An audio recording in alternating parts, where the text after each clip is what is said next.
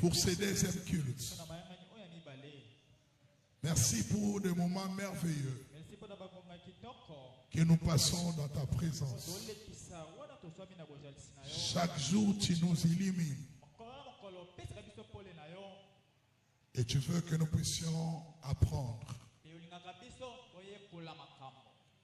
Tu instruis toi-même ton peuple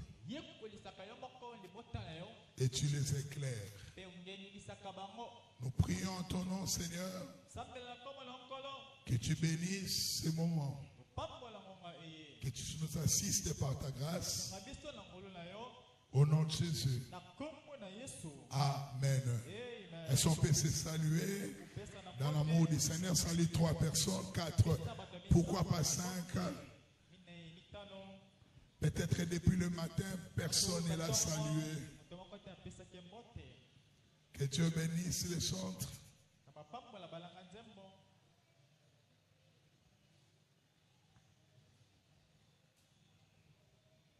Il est important que nous puissions parler aussi de ce que devait être une brebis.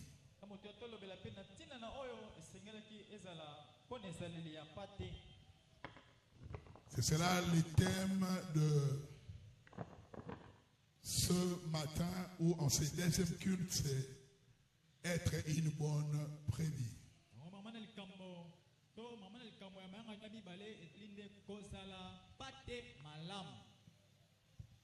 Aujourd'hui, il y a beaucoup d'exigences quant au berger.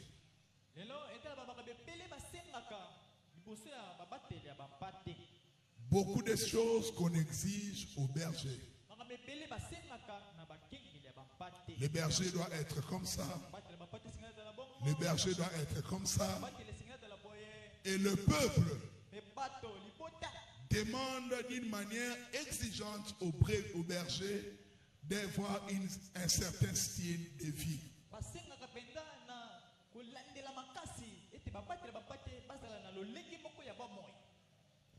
Ce n'est pas une mauvaise chose. Parce qu'un gardien de troupeau doit avoir une très bonne qualité de vie. Ça, c'est très important. Mais c'est que le brebis oublie que pour qu'une sémence puisse produire, il ne faut pas seulement que le grain soit bon, il faut aussi que la terre soit bonne. Il y a ce mélange entre le grain et la terre qui permet que la sémence puisse produire. Le pasteur doit être bon. Les brebis aussi doivent être des bonnes brebis. C'est ce qui va permettre à la sémence qui est libérée de produire des fruits. L'exigence du berger, c'est une bonne chose. Mais les brebis aussi doivent être des bonnes brebis. Je l'ai dit au premier culte, lorsque on a voulu planter les choses au parc de Bukangalonzo, le pasteur Godepoy avait dit que cette terre n'était pas agréable pour que la sémence puisse produire. Et quand on a planté le grain là-bas, tous ces grains ont séché sous la terre. Pourquoi? Parce que la terre n'était pas bonne pour permettre une bonne sémence. Le grain peut être bon, mais ça tombe sur une mauvaise sémence. C'est cela, si vous écoutez la parabole les grains et des semences. Il dit il y a de ceux qui sont tombés au milieu des pierres. Il y a de ceux qui sont tombés sous la route. Il y a de ceux qui sont tombés sous la bonne terre.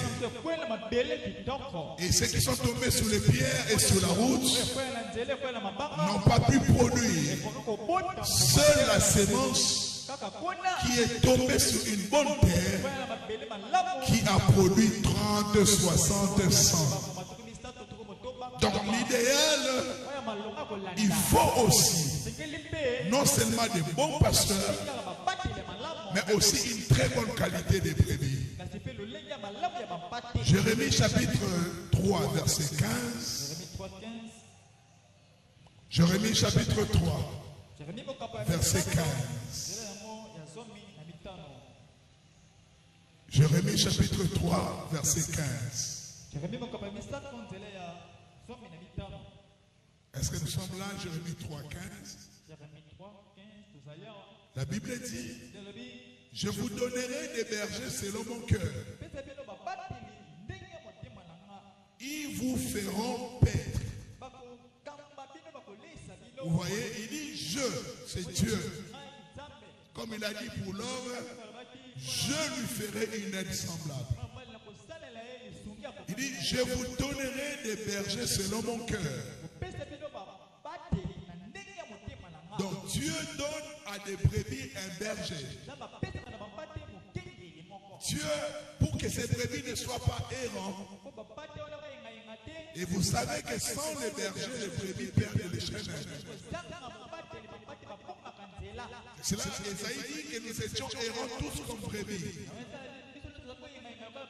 Et l'Éternel a fait tomber sur Jésus l'iniquité de tous. Et Jésus a dit, je vous donnerai des bergers. C'est comme dans la famille, Dieu donne des parents. Dans le pays, il donne un gouvernement, un président. Dans certains pays, il donne le roi. Ça veut dire, dans la façon dont Dieu a créé l'homme, il veut que l'homme soit toujours conduit par quelqu'un. Si l'homme n'est pas conduit par quelqu'un, il finit par se perdre. C'est cela même quand vous devenez grand, vous voulez vous marier, vous aurez un parrain. Lorsque vous allez chercher du travail, vous aurez un chef. Donc Dieu a créé l'homme pour que l'homme soit dirigé, pour que l'homme soit conduit.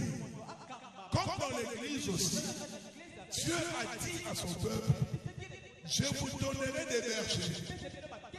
Et leur rôle sera de vous paître. Cela veut dire vous faire manger, vous faire boire, vous faire reposer, permettre votre croissance. Comme l'apôtre dit aux Éphésiens, qu'il a donné les uns pour apôtres, les autres pour prophètes, docteurs, tous ils travaillent pour le perfectionnement des saints, en vue de l'œuvre du ministère. Donc Dieu, dans sa préscience, il a voulu que l'homme soit toujours guidé par quelqu'un qui l'a établi. Même dans un couple, Dieu dit que c'est l'homme qui est le chef de la femme. C'est très important. C'est pour cela, pour son église, qui constitue sa maison, il a établi des bergers dont leur responsabilité, c'est de paître les troupeaux.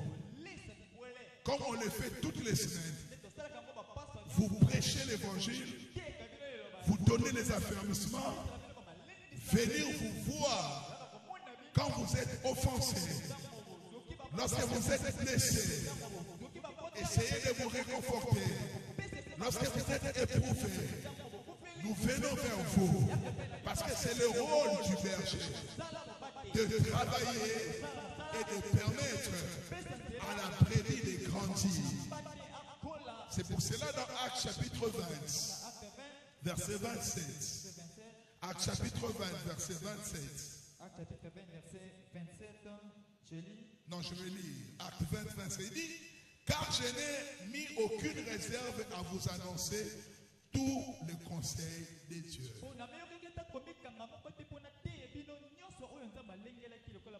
Ma responsabilité, ma part de responsabilité, c'est de vous prêcher l'agneau dans toute sa totalité. Ma responsabilité, c'est vous donner la nourriture venant du ciel. Ma responsabilité, c'est de vous enseigner et de vous amener à la perfection. C'est ça ma responsabilité. Et Paul dit, il dit nuit et jour, nous étions à cette tâche. Nous étions en train de vous enseigner, de vous conjurer, de vous exhorter, de faire tout ce qui est lié à notre responsabilité. Personne ici ne peut nous dire, ne peut me dire qu'ici, il n'entend pas la parole du Seigneur. Personne ne peut me dire que dans cette maison, il n'écoute pas la parole du Seigneur. Personne ne peut me dire dans cette maison, il n'a jamais été conseillé. Personne ne peut dire dans cette maison qu'il n'a pas été suivi. Nous faisons parce que c'est notre responsabilité. Comme berger, de vous enseigner, de vous prêcher l'évangile. Et c'est cela Paul l'a dit bien. Nous vous avons donné tous les conseils de Dieu. Nous avons prêché sur la sanctification. Nous avons prêché sur la pureté des vies. Nous avons prêché sur la dîme. Nous avons prêché sur les affaires. Nous avons prêché sur le mariage. Nous avons prêché sur le social. Nous vous avons prêché. Mais la part du brebis, c'est quoi? Qu'est-ce qu'il fait? Des enseignements qu'on donne.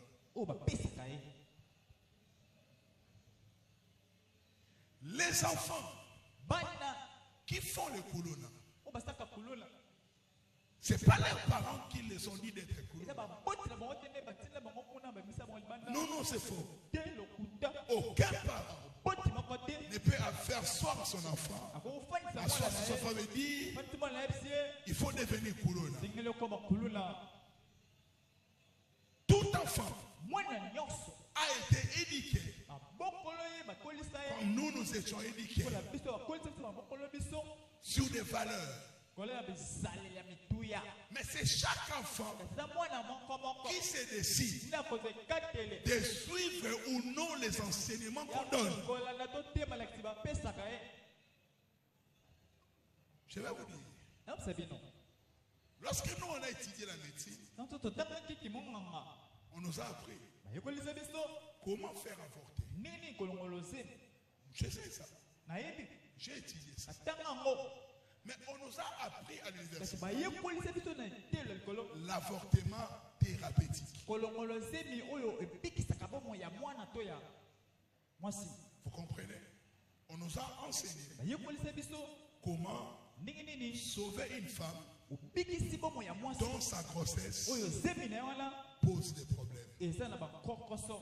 Pasteur Donald, ceux de la sécurité qui ne font rien peuvent entrer ici et écouter la prédication. Hein?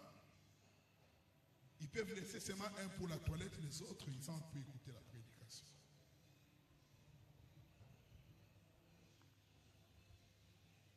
On a appris ça. On nous a enseigné ça. Mais la responsabilité, chacun de nous fait de ces enseignements ce qu'il veut. Chacun Il y a des autres qui ont la même science que nous on avait appris. Mais lui maintenant, il a fait de ça comme un fonds d'affaires. Donc les gens viennent, il fait avorter des gens. On lui donne l'argent. Mais moi je n'ai jamais fait ça. Je ne le ferai jamais. Mais il y a des autres. On a étudié dans la même université. Mais lui, il a pris la même connaissance. Et il s'en sert pour de mauvaises choses. Cela veut dire avoir reçu la connaissance. Maintenant, ça va dépendre de tout un chacun. De ce qu'il va faire de cette connaissance. Chacun va choisir qu'est-ce qu'il va faire de cette connaissance. Nous recevons tous la parole par le même pasteur. Nous écoutons tous le même enseignement. Nous écoutons tous les mêmes prédications. Mais chacun de nous va choisir d'obéir ou pas à cette prédication. Cela veut dire les pasteurs, les bergers ne seraient pas responsables si un fidèle dans sa vie, dans sa pratique, il fait des choses qui s'opposent aux vérités de l'évangile qui sont prêchées à l'église.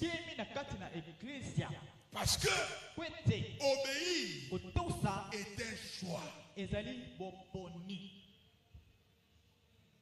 Obéir est un choix. Jésus, Dieu a dit aux enfants d'Israël, je mets devant toi la vie et la mort. C'est à toi de choisir. Ma responsabilité, c'est de te prêcher. Ma responsabilité, c'est de te conseiller. Ma responsabilité, de te donner la pensée.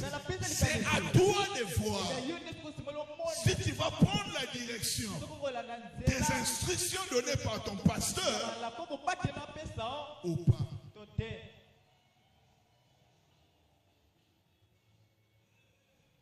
Les enfants qui sont devenus l'opposé de ce que leurs parents disaient, ils avaient fait un choix.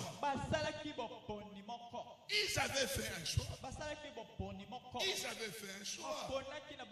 Ils avaient fait un choix. Ils avaient fait un choix.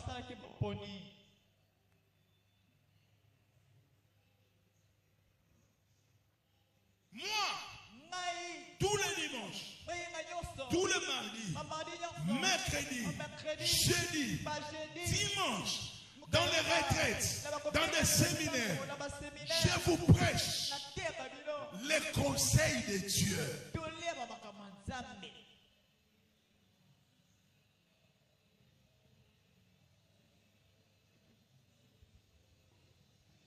C'est pour cela,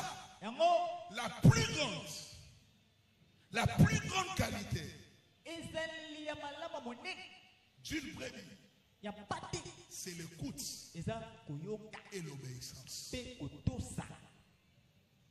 Ce qui fera de vous une bonne brebis, c'est votre capacité à écouter et à obéir. Parce que celui qui écoute et n'obéit pas, il n'a pas écouté. Celui qui a écouté et ne s'est pas rangé selon la direction qu'on lui a dit, il n'a pas écouté. Écoutez ce que je vais vous dire. Si vous voulez savoir qu'une personne vous écoute, vous devez voir les changements qu'a produit ce que vous lui dites. Parce qu'il y a des gens, vous parlez, vous dites, Oyoki, il dit oui, j'ai écouté. Mais dites que vous avez écouté sans que ces choses produisent en vous des changements. Vous n'avez pas écouté.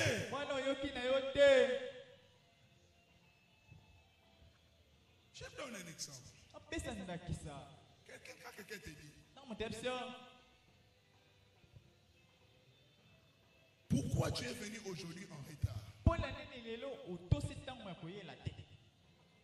Ah non, parce que excusez-moi, Nayoki. Demain, tu viens encore en retard.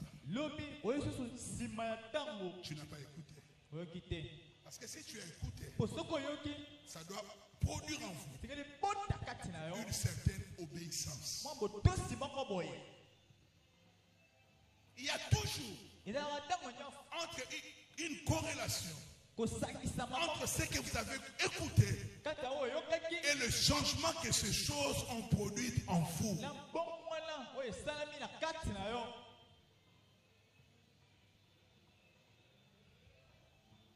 Si on te reproche toujours les mêmes choses, vous n'écoutez pas.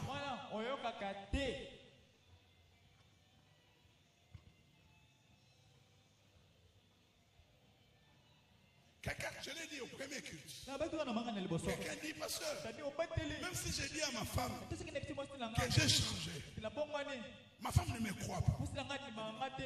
Tu ne peux pas dire que tu as changé. On doit constater les choses. On doit constater que vous avez changé. On doit voir les effets de ce que vous avez dit sur vos actes. Est-ce que quelqu'un est en train de m'écouter? Brandissez bien si vous êtes. Ma responsabilité, c'est de vous prêcher.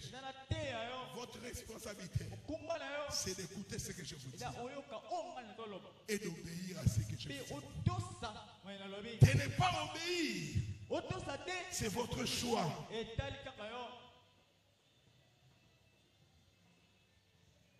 Et c'est très important. Proverbe chapitre 2, verset 1. Proverbe chapitre 2, verset 1. Proverbe chapitre 2, verset 1. Lisez. Proverbe chapitre 2, verset 1. Je lis au nom du Seigneur. Mon fils, si tu reçois mes paroles et si tu gardes avec toi mes préceptes, mon fils, si tu reçois mes paroles, si tu gardes mes préceptes, mon fils, si tu fais quoi? Lis encore. Mon fils, si tu reçois mes paroles, si tu reçois mes paroles, et si tu gardes avec toi mes préceptes, si tu gardes à toi mes préceptes, continue. Si tu rends ton oreille attentive à la sagesse, si tu rends ton oreille attentive à la sagesse, continue. Et si tu inclines ton cœur à l'intelligence, oui, si tu appelles la sagesse, si tu élèves ta voix vers l'intelligence, si tu la cherches comme l'argent, si tu la poursuis comme un trésor, alors tu comprendras la crainte de l'Éternel et tu trouveras la connaissance des dieux. Il parle à son fils. Il dit, si tu prêtes attention à mes instructions, tu ne tomberas pas dans le monde des six échappes. Si tu prêtes mes paroles, si tu es attentif à ce que je dis. Parce qu'aujourd'hui, les gens n'écoutent plus. Ou plutôt, ils ne prêtent pas attention à ce que leur dit. Surtout dans l'église. Quand les gens veulent se marier, ils n'écoutent personne. Ils n'écoutent personne. Il dit à son fils, si tu es attentif à mes instructions, si tu me prêtes ton oreille, ce matin, je vais dire à cette église, si tu me prêtes tes oreilles, si tu es attentif à ce que je dis chaque semaine, chaque jour, chaque séminaire, beaucoup d'entre nous seraient très loin. Les clavéristes et les solistes dorment à l'église.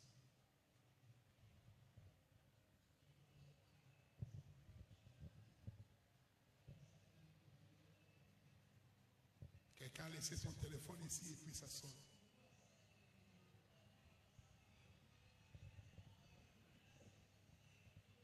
Si tu es attentif,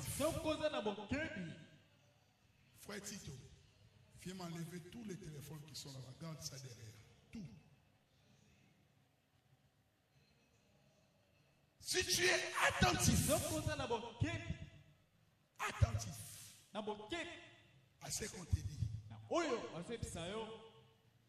si tu prêtes attention, il a dit à son fils, écoute ce que je te dis.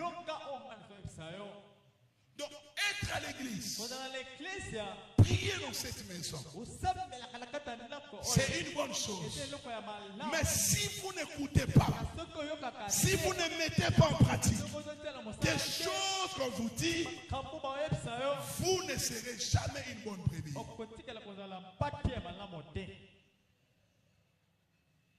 Et ça ne sera pas la faute du berger.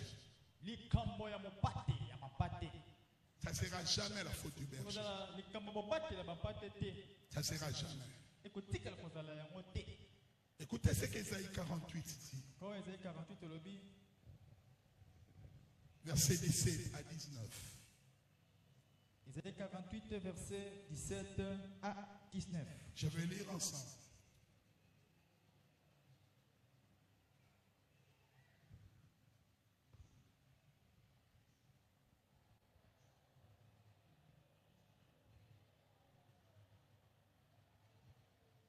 Ésaïe 48, 17 à 19. 17 à 19.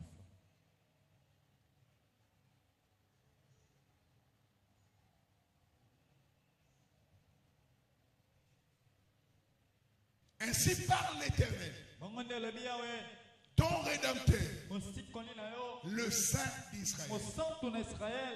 Moi, le Saint d'Israël. Moi l'Éternel, ton Dieu, je t'instruis à ton profit.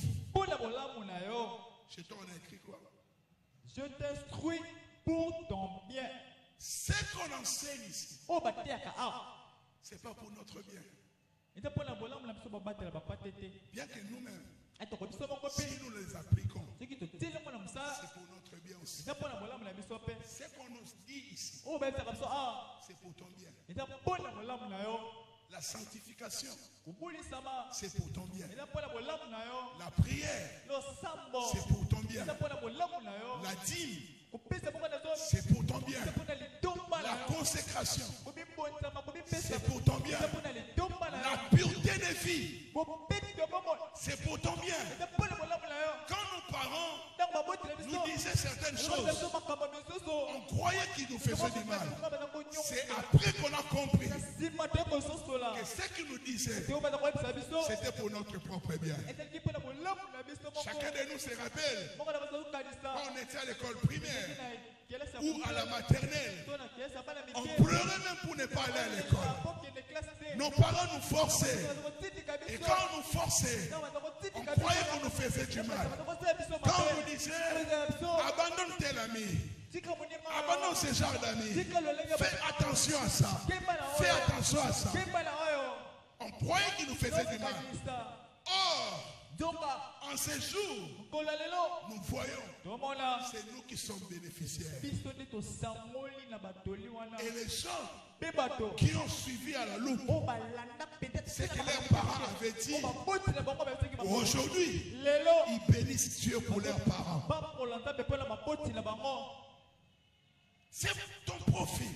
Ce que Dieu nous donne comme enseignement, c'est pour notre bien. C'est pour notre bien. Quand on dit à quelqu'un, ne fais pas la folie. Quand tu organises le mariage, quand je le dis à Mondé, il dit non, non, mais c'est pour son bien. Mais il ne va pas le faire.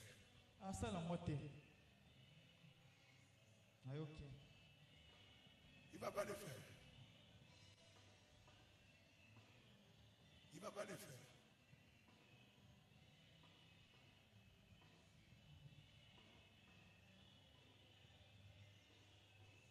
C'est qu'on nous enseigne. C'est pour votre bien.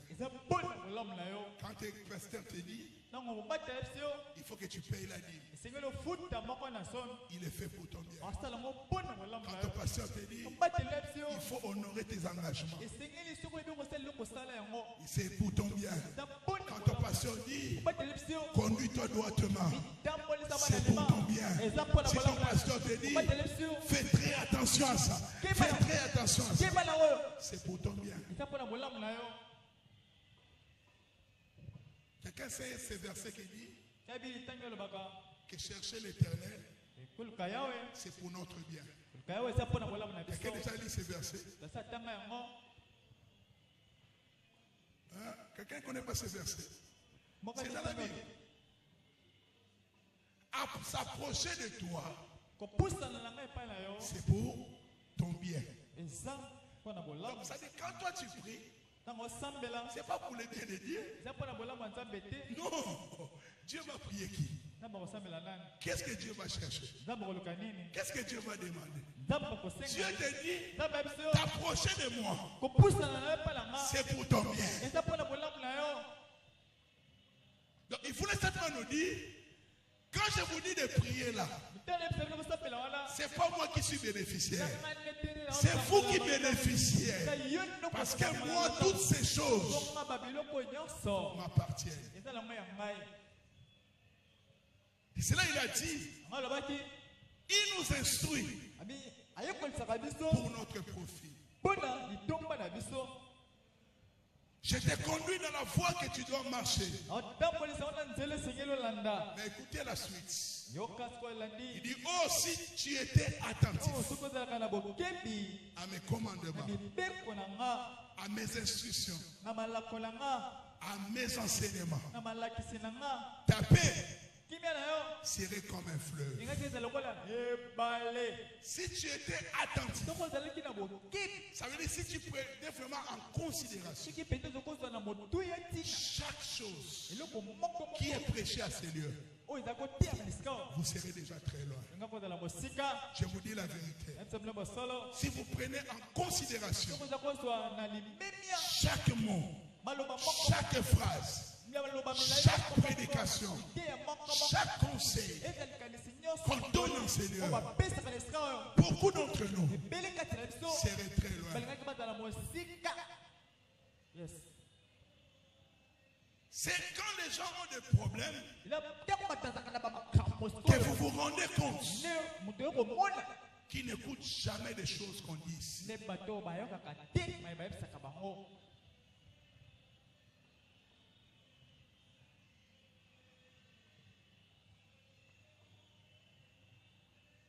Parce que les gens sont foncés dans le problème.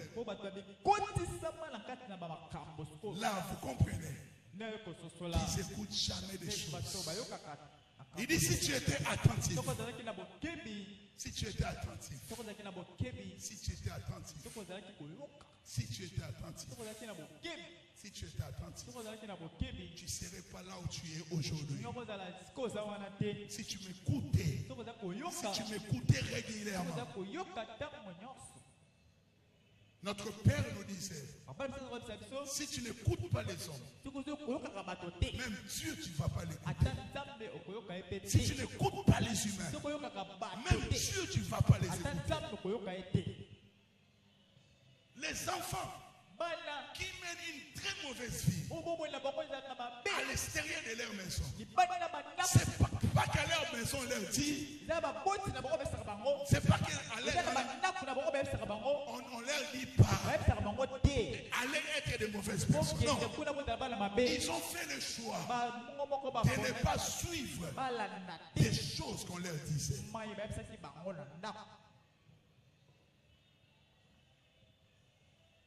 Ils ont fait le choix de ne pas écouter.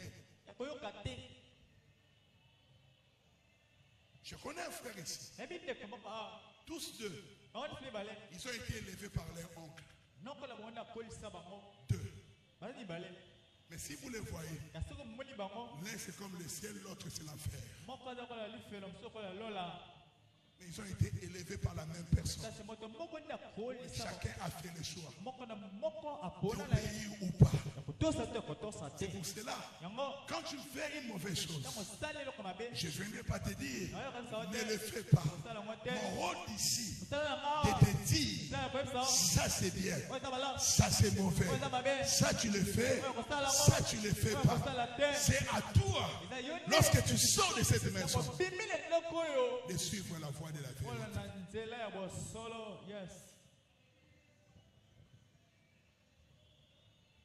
Même si Dieu t'aime beaucoup, même si ton parent t'aime beaucoup, il ne va pas te suivre partout. Fais le choix d'être une bonne brebis. Fais le choix d'être un bon enfant. Non seulement tu écoutes, mais les choses que tu écoutes produisent à toi un changement. Et celui qui te conseille, vois que le conseil d'hier a porté des fruits. Il y a des gens qui, même quand ils viennent au bureau, il dit, pasteur, j'ai tel problème. Je lui dis simplement, on va prier. Je ne peux pas lui dire. Parce que c'est ce que je lui ai dit hier. Qu'est-ce qu'il en a fait? Il y a des gens même qui prennent les parents qui n'écoutent jamais. Ils n'écoutent jamais. Ils n'écoutent jamais. Ils ont fait le choix. Si un mari est mauvais et qui fréquente l'église, qui fréquente cette église, ce n'est pas la faute de l'église. Il a fait le choix. Parce que cette parole tombe dans la vie de tout un chacun. Chacun fait le choix d'obéir ou pas. C'est cela Paul a dit. Moi là, je suis innocent du sang de vous tous. Si un jour Esther qui est ici est engrossée, ça ne sera jamais ma faute. Parce que chaque jour je le dis, crains Dieu et Dieu te donnera ce qui est à toi. Chaque jour je le dis ça. Chaque jour je le prêche ça. Mais je ne peux pas la suivre. Tu es où? Tu es à l'université. Tu es avec qui? Tu fais choix. Non. Ma responsabilité, c'est de vous prêcher la vérité de l'évangile. Chacun fait le choix d'obéir. Si tu obéis à ce que tu dis, on dit ici, la vie est avec toi.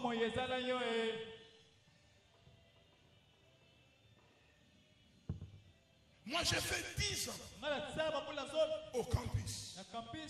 Sans papa. Sans maman. Moi, j'ai vécu comme ça. 10 ans au campus. Sans papa.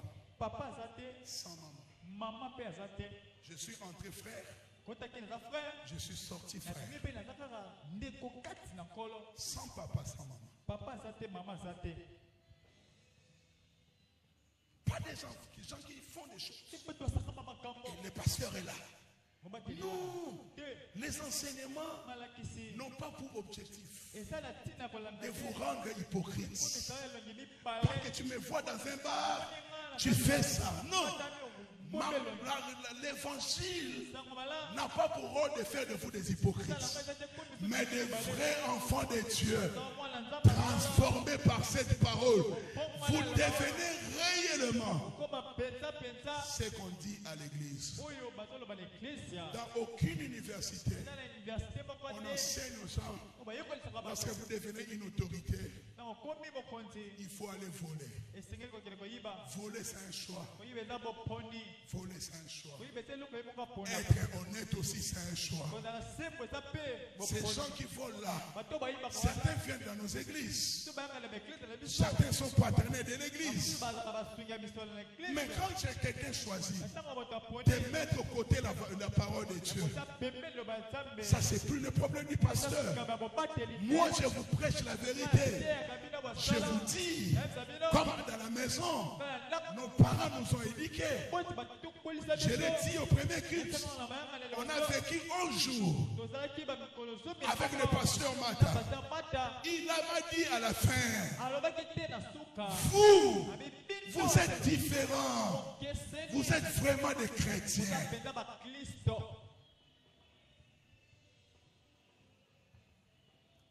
Non seulement par votre éducation, mais aussi par l'éducation sacerdotale que vous avez reçue. Ce n'est pas en me bloquant pour ne pas voir tes statuts qui fera de toi une bonne personne. Change.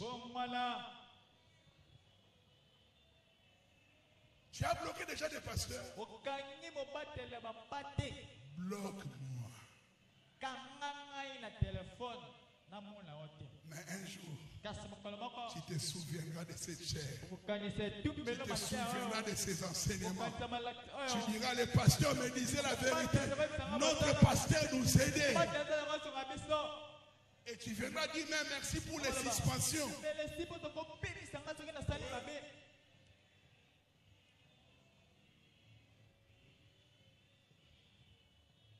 Il serait venu me voir.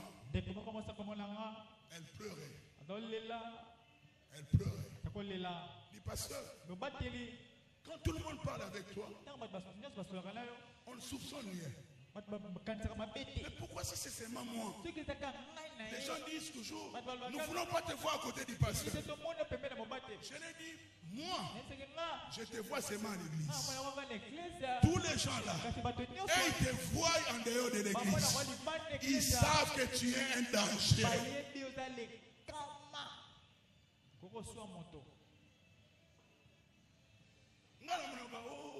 J'ai besoin de toi. Moi, je te vois seulement dans cette attitude.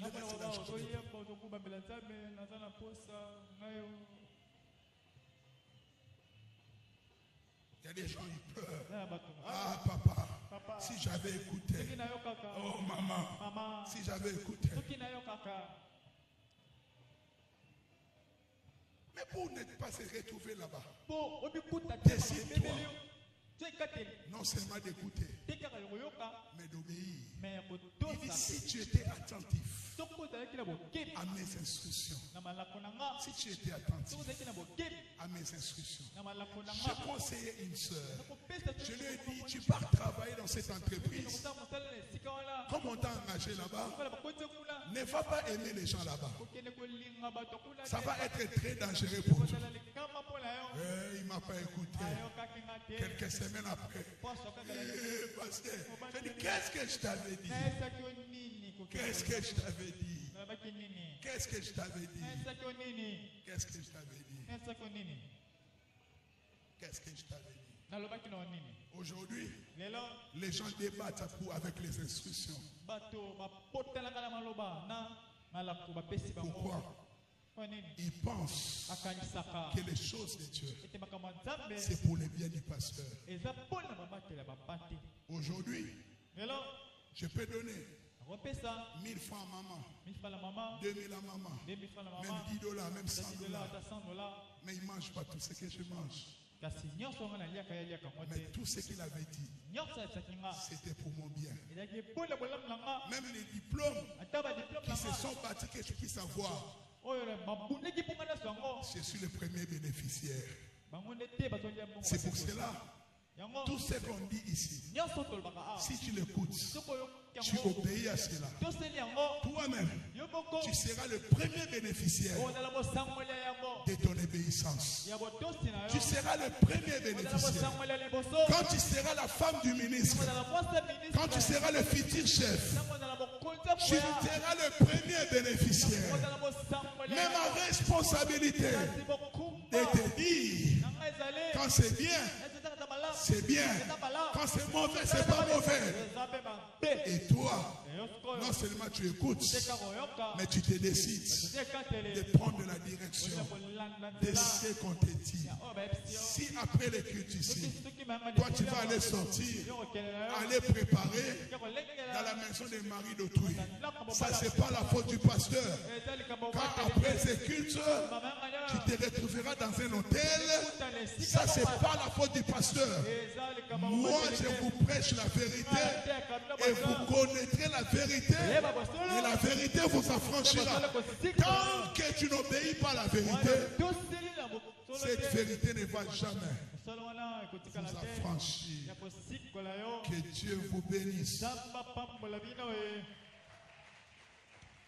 Je disais que Dieu vous bénisse. Nous nous prêchons, mais obéir c'est un choix. Nous exhortons, mais obéir à ce qu'on dit est un choix. Dans aucune famille, dans aucune église, on dit à des personnes d'être des mauvaises personnes. Les gens font leur choix. Inclinons la tête et prions. Prions. Prions. Prions le Seigneur. Prie que Dieu t'aide. Prie que Dieu t'aide. Prie Dieu. Prie Dieu. Seigneur, aide-moi. Prie Dieu. Que je sois une bonne brebis. Aide-moi. Que je ne puisse pas jeter les instructions. Que je ne puisse pas jeter les préceptes. Que je ne jette pas des belles prédications. Que mes bergers m'enseignent ici, présents dans ce lieu. Que mes oreilles ne se limitent pas seulement à recevoir des choses, des principes, mais je puisse écouter.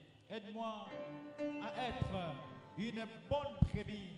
Aide-moi à être une brebis qui écoute, une brebis qui obéit, parce que si j'obéis aux normes, aux principes, aux enseignements, là, un changement se produira dans ma vie. Je vais changer, je serai dans un niveau élevé, je bénéficierai de la bonne vie. Aide-moi à être une bonne brebis. Aide ma maman ici dans ces lieux à être une bonne brebis. Aide mon frère ici présent dans ces lieux à être une bonne brebis. Aide-nous ici présent dans ces lieux, cette assemblée des frères, des sœurs, des papas, des mamans qui sont venus pour participer à ce deuxième culte, à être des très bonnes brebis. Seigneur, c'est ça notre prière. Merci Seigneur. Aide-nous. Nous voulons être des bonnes brebis. Des brebis qui écoutent et qui obéissent. Oui, nous devons porter des fruits comme des bonnes terres. Comme cette parole qui vient d'être semée à nous. Qu'aujourd'hui et après-demain, qu'il y ait des bons résultats. Qu'il y ait une transformation en nous. Car c'est nous-mêmes qui serons les bénéficiaires. Merci. Le monde attend de nous. Et nous-mêmes, nous consommerons ces résultats. Que ton nom soit béni et bénis ton serviteur. Au nom de Jésus-Christ, nous avons ainsi prié. Amen. On acclame le Seigneur pour ce merveilleux message. Je me décide pour être une bonne brebis. Il faut la discipline, il faut écouter, il faut obéir. Quand quelque chose veut monter en toi, dis non. Une bonne brebis n'a jamais été comme ça. Car le diable vient toujours souffler quelque chose qui est contraire à ce qu'on avait dit. Nous préparons nos libéralités. Libéralité nayo.